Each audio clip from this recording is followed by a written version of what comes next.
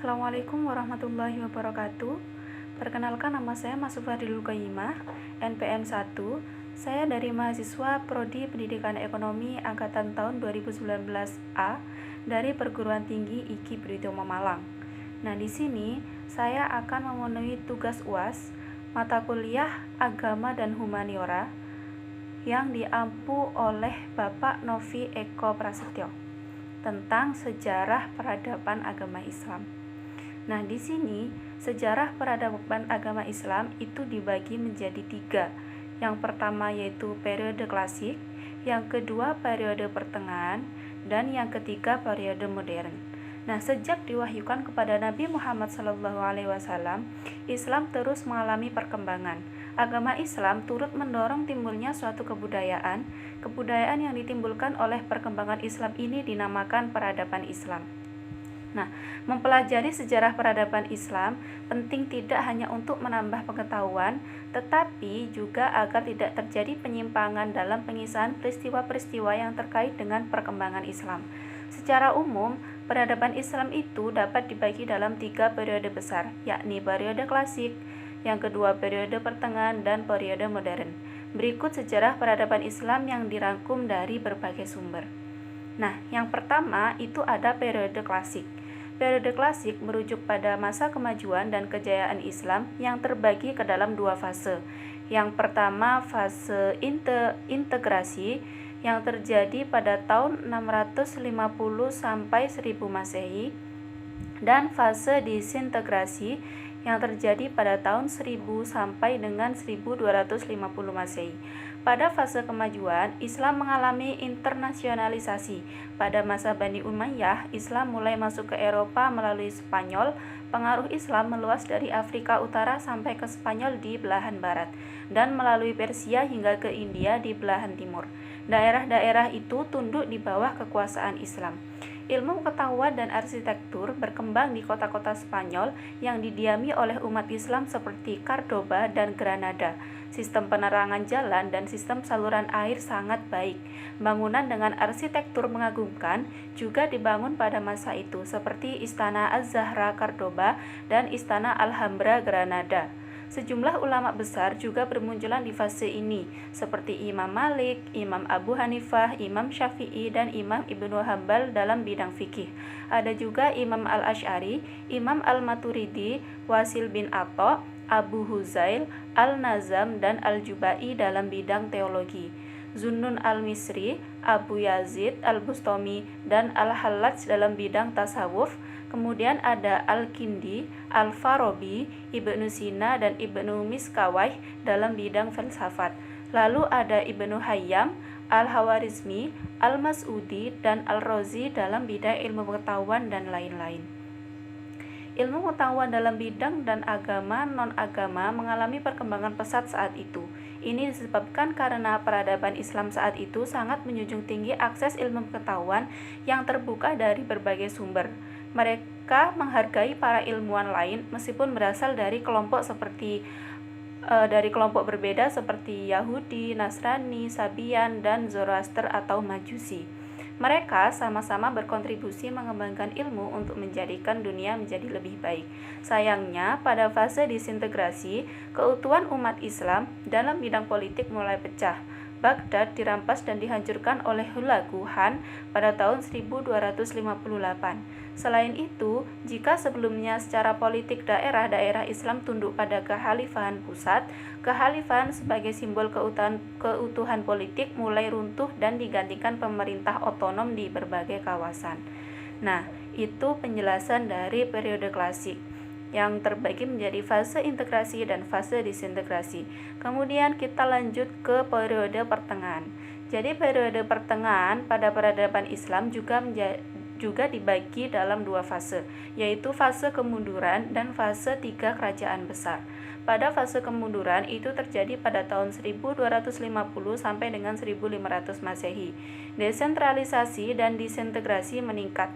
Perbedaan antara Sunni dan Syiah dan juga antara Arab dan Persia semakin bertambah nyata.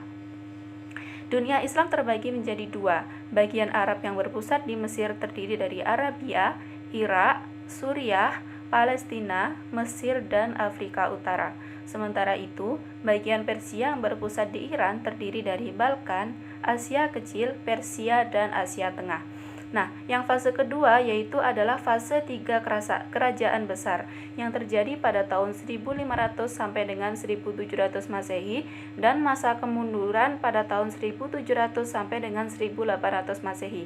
3 kerajaan besar yang dimaksud adalah Kerajaan Utsmani di Turki, Kerajaan Safawi di Persia, dan Kerajaan Mughal di India. Perhatian terhadap ilmu pengetahuan sangat kurang di masa ini. Hasilnya, umat Islam semakin mundur saat 3 kerajaan tersebut mendapatkan banyak tekanan.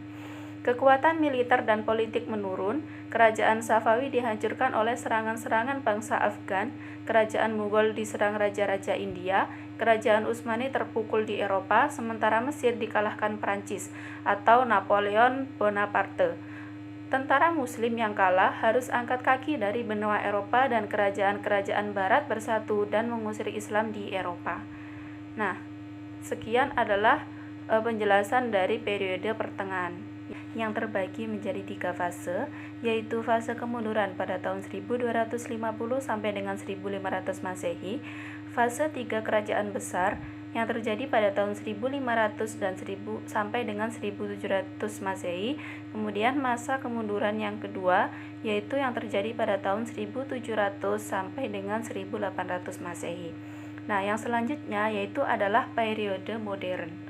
Nah, periode modern itu terjadi pada tahun sejak 1800 Masehi sampai dengan saat ini, merupakan zaman kebangkitan umat Islam. Umat Islam mulai sadar bahwa di barat telah timbul peradaban baru yang lebih tinggi. Raja-raja dan para pemuka Islam mulai memikirkan bagaimana meningkatkan mutu dan kekuatan Islam kembali. Kebangkitan umat Islam ini dibagi menjadi 2 periode lagi, yakni kebangkitan awal yang terjadi pada tahun 1800 sampai dengan 1967 Masehi dan kebangkitan kedua yang terjadi pada tahun 1967 Masehi sampai dengan sekarang.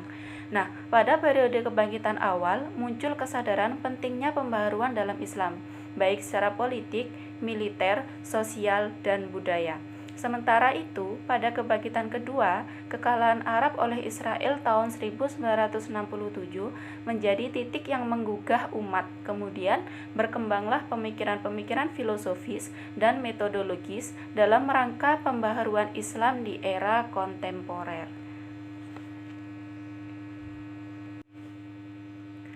Untuk yang selanjutnya, kita akan membahas dampak peradaban periode Islam dalam hal sosial, budaya, politik, ekonomi, dan teknologi.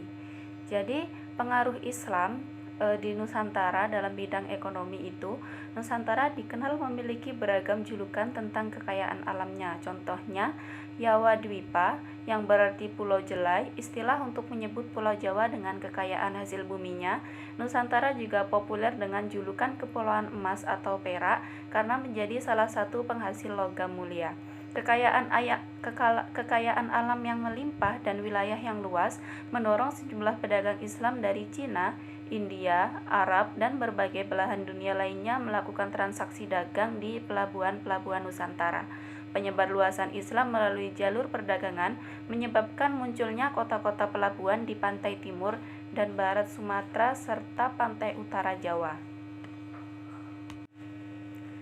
Nah, yang selanjutnya yaitu pengaruh Islam di Nusantara dalam bidang politik. Jadi, Nusantara, para ulama yang menyebarkan syiar Islam di Nusantara pada masa awal memiliki strategi jitu dalam menjalankan dakwahnya. Pertama-tama, mereka akan terlebih dahulu melakukan pendekatan secara politis terhadap raja-raja di Nusantara agar memeluk Islam.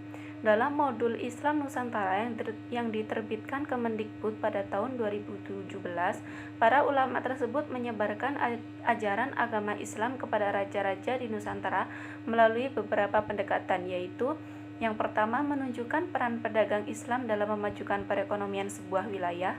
Yang kedua, menunjukkan keberhasilan ulama dalam menyebarluaskan agama Islam hingga ke pelosok daerah tanpa adanya perang atau pertumpahan darah. Hal ini menunjukkan bahwa Islam mempunyai paham yang sama dengan kepercayaan masyarakat yang telah ada sebelumnya. Kemudian yang terakhir, menunjukkan kesuksesan Islam sebagai landasan ideologis dan sistem kepercayaan yang mampu menjaga perdamaian dalam masyarakat. Yang selanjutnya yaitu pengaruh Islam dalam bidang sosial, yakni Islam yang masuk ke Indonesia mampu mempengaruhi dan membawa perubahan di berbagai aspek di kehidupan masyarakat. Salah satu contoh perubahan yang terjadi dalam bidang sosial sejak masuknya Islam setelah masa Hindu-Buddha adalah pudarnya penggolongan masyarakat berdasarkan kasta. Di bidang sosial, masuknya Islam ke Indonesia membuat sistem kasta yang ada di masyarakat tidak diterapkan lagi. Nah, yang terakhir, pengaruh Islam di bidang budaya. Jadi, pengaruh Islam di bidang budaya dan ekonomi di Indonesia berkembang melalui pergulatan panjang, di mana pengaruh Hindu-Buddha dan Kristen yang disertai dengan perubahan sistem sosial dan budaya, namun Islam masih terus menjadi bagian yang dominan di bangsa Indonesia saat ini. Meski secara budaya dan psikolog mengalami suatu problem yang dikarenakan memberikan ruang pemisah antar yang sakral dan profan, masih terdapat pengaruh-pengaruh profan.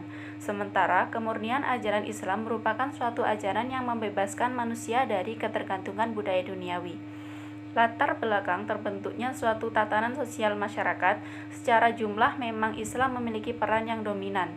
Namun dalam realitas persaingan budaya, ada indikasi Islam tergeser di Indonesia mengalami pergeseran yang cukup signifikan dikarenakan akulturasi masa lalu dan realitas kehidupan hari ini sebagai akibat dari kemajuan zaman mengakibatkan penganutnya dibutuhkan tingkat filterisasi yang sangat ketat jika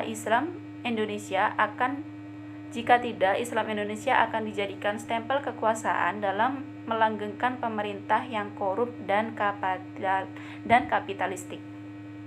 Sekian penjelasan dari saya. Kurang lebihnya saya mohon maaf. Saya ucapkan terima kasih banyak atas perhatiannya. Terima kasih. Wassalamualaikum warahmatullahi wabarakatuh.